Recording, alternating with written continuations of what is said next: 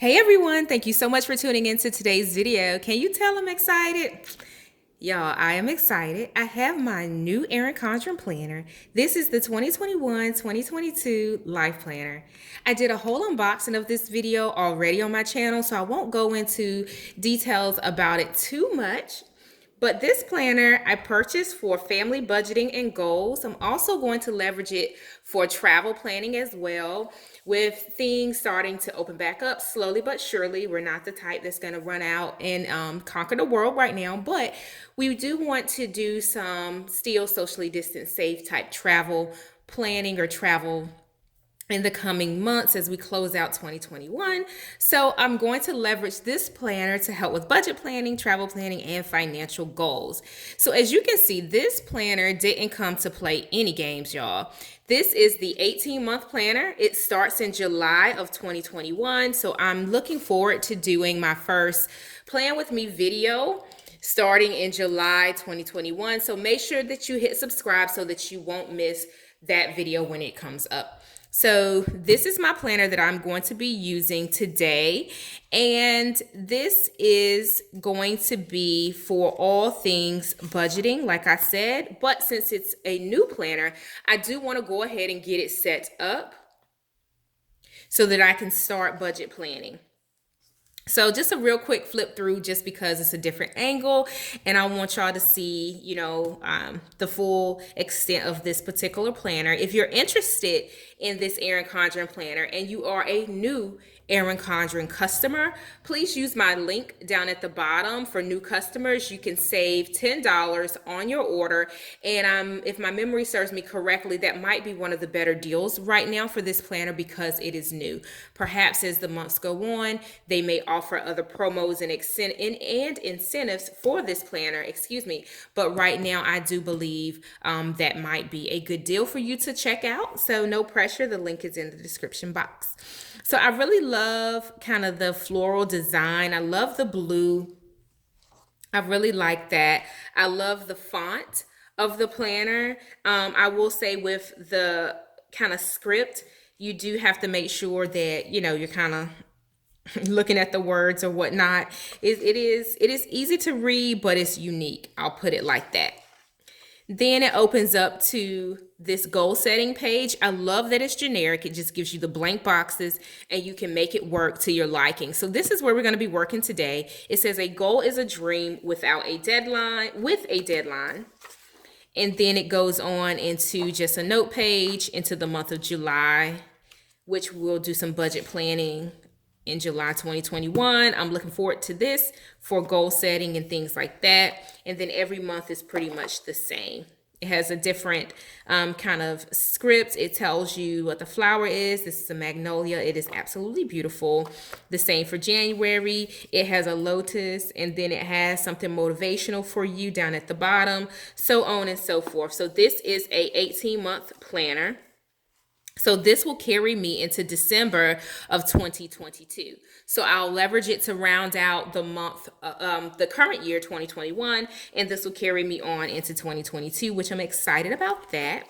In the back, it just has some notes pages to be leveraged to your liking once again. Oh, this is the layout for the week. I'm loving that. And then y'all heard me talk about this contact sheet in the unboxing video, so I won't go there. And then it gives you a glimpse into 2023. All right, but before we get started with some financial goals, if you are new to my channel, hey, welcome. My name is Coach D, and I love all things planning. Here on my channel, I share pieces of my life with the hope of helping you to balance, grow, and succeed in yours. I am a huge budget planning advocate. I do believe that every single family should have a budget plan, regardless of your family dynamics. You could be multi-generational family, a single family, whatever the case may be for you and yours. Budget planning is a great way to help you to live your best life. It allows you to stay on top of debt, to stay on top of your bills, and to set financial goals that are going to be appropriate for you. So this section, I'm only going to use perhaps the first 4 boxes to round out 2021, and then these will be for 2022. So it's sort of like I'm splitting the spread in half to cover the remainder of 2021. Just these 4 boxes, and then the rest will be for 2022, since this will be a full year. I was previously using, let me grab the planner. All right, so I was previously using just a notebook to finish out planning for 2021, but then I made the decision to purchase this planner kind of on a whim. I didn't really have my mind set on purchasing another planner this year because I have others, but I really wanted to use this planner, and I share more in the unboxing video for you guys to check out. But then this was the planner from 2019 to 2020 that I used to help us to get out of our credit card debt. So budget planning, you can get some serious wins when you're serious about budget planning. And we have lived just that life. We paid off all of our credit card debt, and now we're working to take care of some other things, which we'll talk about here in a moment. And then in the back of this planner, because it had kind of a section for me to, where is it? I'm looking for it. Go into 2021. I was using this as a high level to track to some goals, but we're going to transfer and reevaluate the goals in here today as we're setting up this planner. So I just have regular pens. I'm not going to do anything too fancy in the spread just because I want to keep it neat and I want to make sure that it evolves with us over the course of the years. So the first thing that I'm going to tackle in the planner, where's my little cheat sheet? Y'all work with me, guys. I had a little cheat sheet with some notes, but I want to touch on our overall savings goals for the rest of 2021. And I think right now I'm going to just write down the goals at a high level. And then, as my husband and I have conversations, right, about what we're going to do financially, we'll have this as a point of reference. Now, he is not a planner guy. I am. I love planning, as I said before, but it helps us to anchor our conversations and to document things, right? To write things down so that we're holding each other and holding our family accountable to the things that we said that we would like to do. So I'm going to start with just a few of our savings goals. We have 3 top goals for savings. And then I want to bump that up towards some of the new goals that we set for 2021 around travel, because we weren't sure if we were going to be able to travel in 2021 or what extent we would be able to do so. So I'm going to capture that here. Okay, and for my sticker, I'm just using an old sticker pack from a Happy Planner sticker book. Nothing fancy here today. I'm not going to go all out with stickers. I do want to keep it more functional. But these are our top 3 savings goals for 2021. And for one of them, we have been working towards it, the top goal. And in total, we're looking at about $18K saved for the remainder of 2021. That doesn't factor into the amounts that have already gone into goal number 1, the first goal listed there. So as we're going through and thinking about how much we want to pay off on my student loans and the timeshare, we'll have to keep in consideration the savings goal, right? It's important to get out of all debt, right?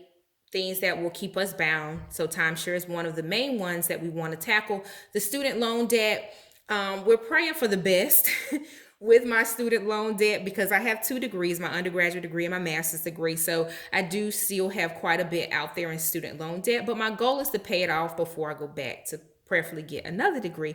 But that's a conversation for another time.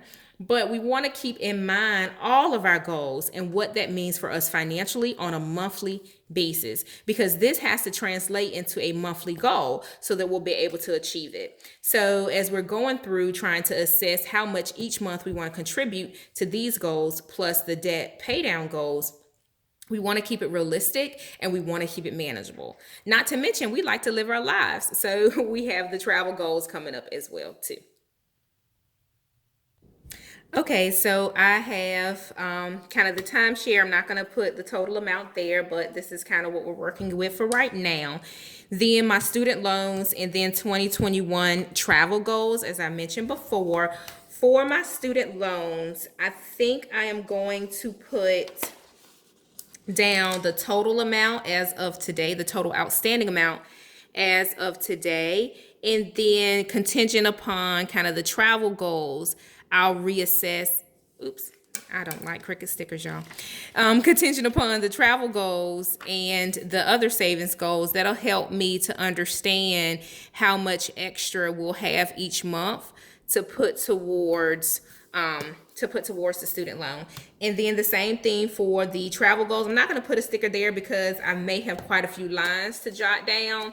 And then as we are assessing what we're able to do on our trips, we definitely will keep the overall budget in mind. So for example, our main trip for 2021 is a family trip to Vegas. Yes, guys, we are taking our kids to Vegas. I'll talk more about that in some upcoming videos. But that will be a trip that's going to carry quite a bit in terms of an expense. And then we are looking to preferably take my parents along with us on that trip. So we want to be able to have the funds to enjoy ourselves or whatnot. And then there's a week-long trip to Arizona. Prayerfully, again, this is all contingent upon life staying, safe enough to be able to get to these places. And then we want to do a couple of beach days. This won't be as big of an expense. We're not a long distance away from some beaches that we can travel to.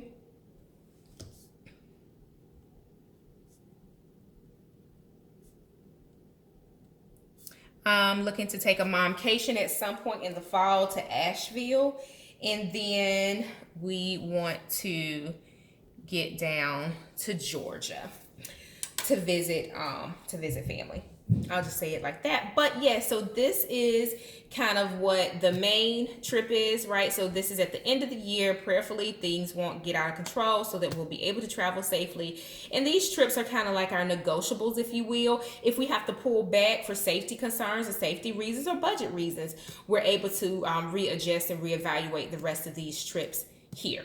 But I say all that to say, as I look to kind of jotting down our preliminary budget assumptions. So I believe this trip with flights for everyone, because we're a family of 5 guys, with flights for everyone, we're looking at upwards of maybe $2,500. And then, if my parents come along with us, then we're looking at maybe about, just a little bit over $3,000 in terms of the flight plus the rental car and things like that. So this trip has to get bumped up against these other savings goals and what we have. So this has to translate into a part of our monthly plan. So having it here, having it outlined, having it documented gives me a frame of reference for what we'll need to do on a monthly basis. So I hope that you guys approach budget planning holistically as well, and you think about your overarching goals and how that can be worked into your monthly budget plans.